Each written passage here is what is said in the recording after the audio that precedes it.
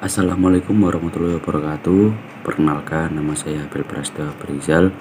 Saya dari kelas Pendidikan Biologi E tahun 2022 dengan NIM 149. Dan pada kesempatan kali ini saya akan menjelaskan tentang jawaban-jawaban saya di ujian tengah semester mata kuliah Pendidikan Pancasila.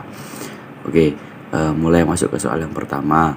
Soal pertama yaitu mengidentifikasi pemahaman hakikat Pancasila yang meliputi menjelaskan tujuan pendidikan Pancasila dan juga landasan dalam pendidikan Pancasila. Yang pertama yaitu tujuan pendidikan Pancasila. Tujuannya yaitu sejalan dengan tujuan nasional bangsa Indonesia yang sebagaimana tercantum pada pembukaan UUD 1945 yang terdapat 4 butir tersebut. Yang kedua yaitu tujuan pendidikan nasional. Dan dalam poin kedua ini yaitu mengembangkan potensi peserta didik agar menjadi manusia yang beriman dan bertakwa kepada Tuhan Yang Maha Esa, berakhlak mulia dan demokratis serta bertanggung jawab. Yang ketiga yaitu ada tujuan pendidikan Pancasila itu sendiri.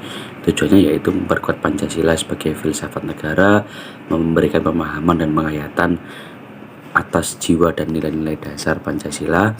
Dan yang ketiga, mempersiapkan mahasiswa agar mampu menganalisis dan mencari peran lebih lanjut dalam kehidupan sehari-hari dari Pancasila itu sendiri. Dan yang poin B yaitu landasan pendidikan Pancasila adalah filosofis, yuridis, sosiokultural, sosiologis, dan historis.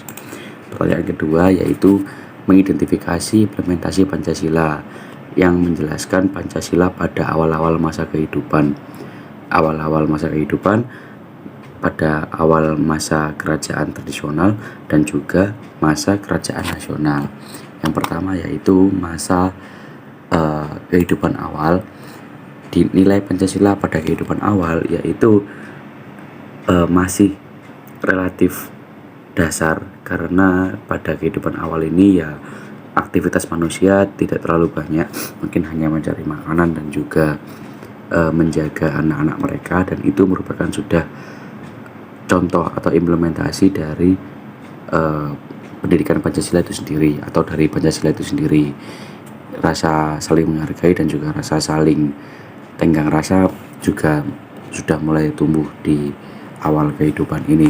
Yang kedua yaitu nilai Pancasila masa kerajaan tradisional awal.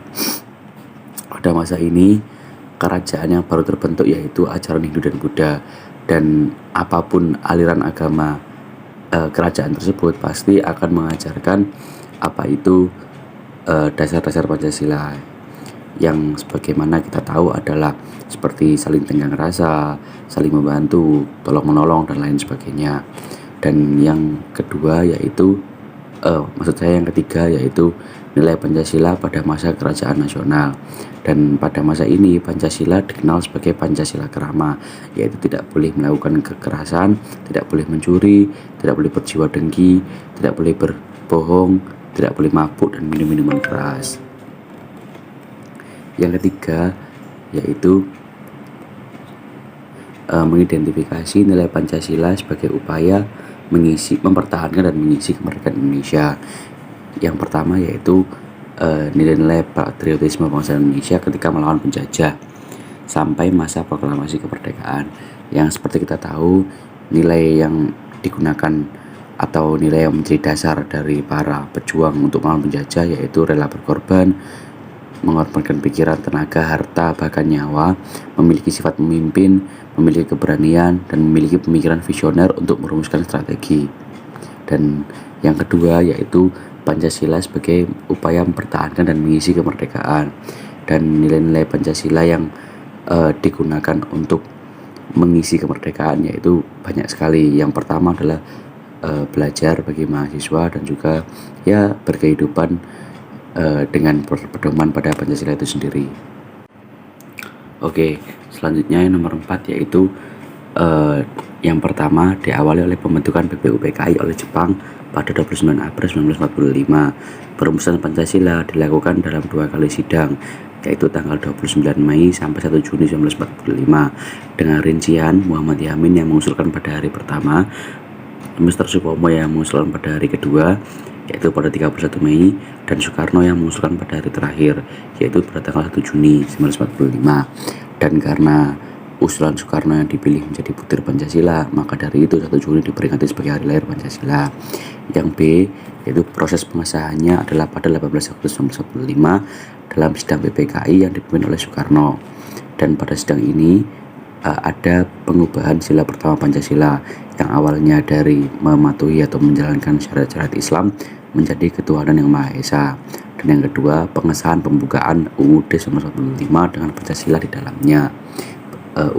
Pembukaan UUD sudah memuat butir Pancasila di dalamnya. Yang kelima, sistem filsafat adalah manusia menghubungkan nilai kefilsafatan dengan hakikat akan sesuatu. Pandangan ini dapat memberi gambaran bagaimana manusia berpikir dan bersikap dalam kehidupan bermasyarakat, berbangsa dan bernegara.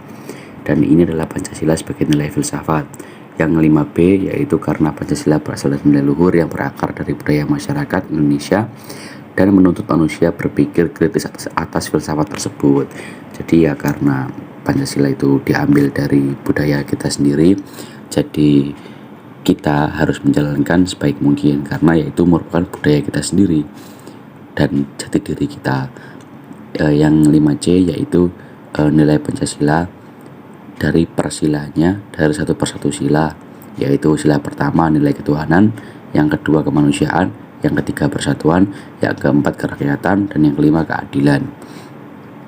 Yang kelima D yaitu berarti bahwa seluruh tatanan kehidupan masyarakat, bangsa dan negara menggunakan Pancasila sebagai dasar moral atau norma, sehingga tolak ukur dari benar atau salahnya perilaku tersebut berasal dari Pancasila. Dan yang kelima E, Pancasila sebagai pedoman hidup dalam berbangsa dan bernegara. Pancasila juga sebagai sumber hukum dan norma di masyarakat.